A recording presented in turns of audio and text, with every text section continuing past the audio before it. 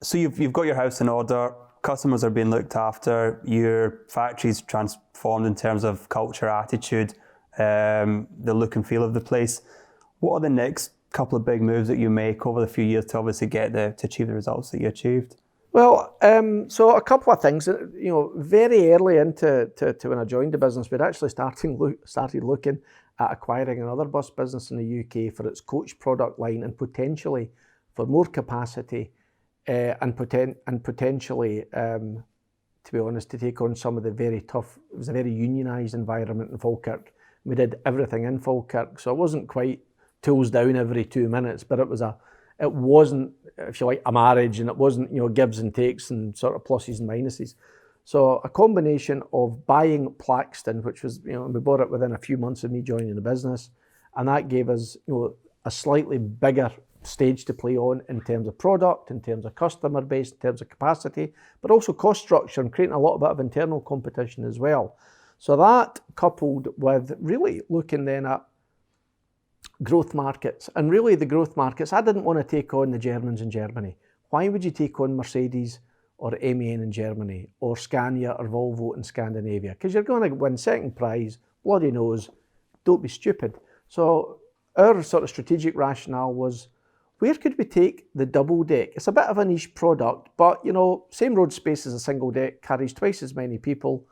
Very efficient product to get the job done.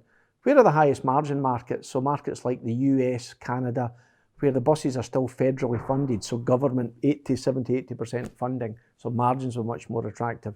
Where could we springboard our relationships in Hong Kong?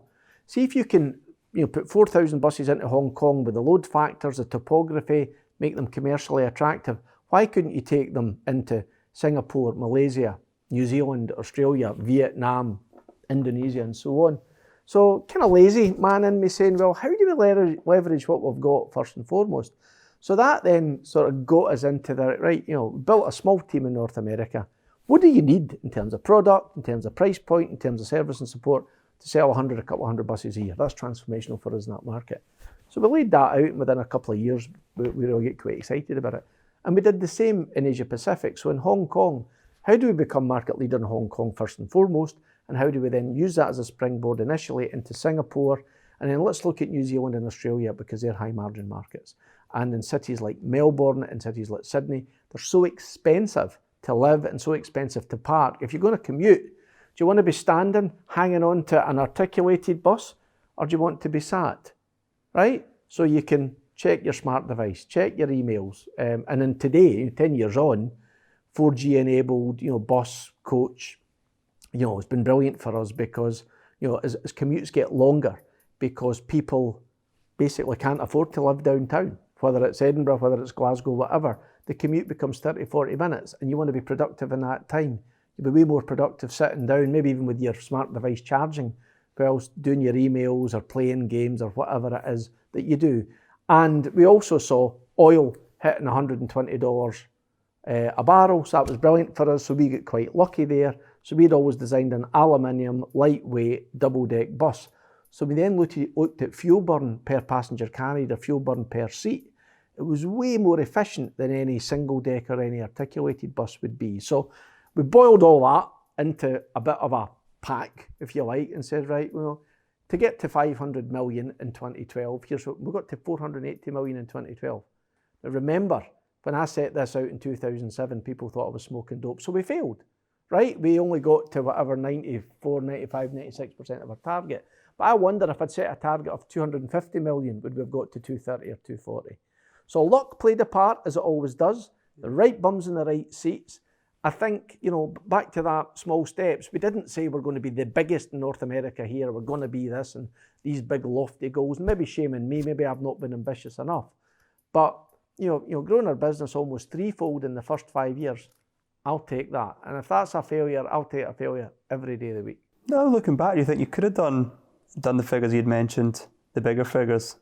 Yeah, but through acquisition. Yeah. I mean, that was pretty much all, or with one £24 million acquisition that we made, with that exception, everything else was organic.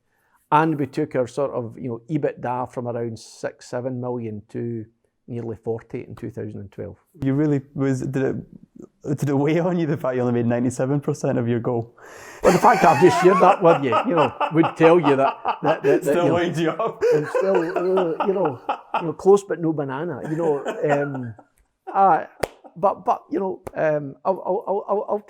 I'll take that. But it's interesting then when you look back, because you sometimes listen to these entrepreneurs and these really successful people telling the story, and they forget to tell you all the lumps and bumps, and they forget to tell you where they were in the right place at the right time, or they could either go left or go right. They went right, and that was absolutely the right direction to take, or whatever.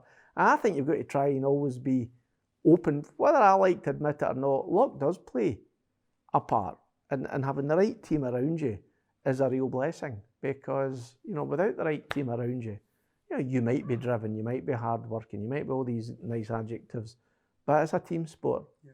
Every business is a team sport.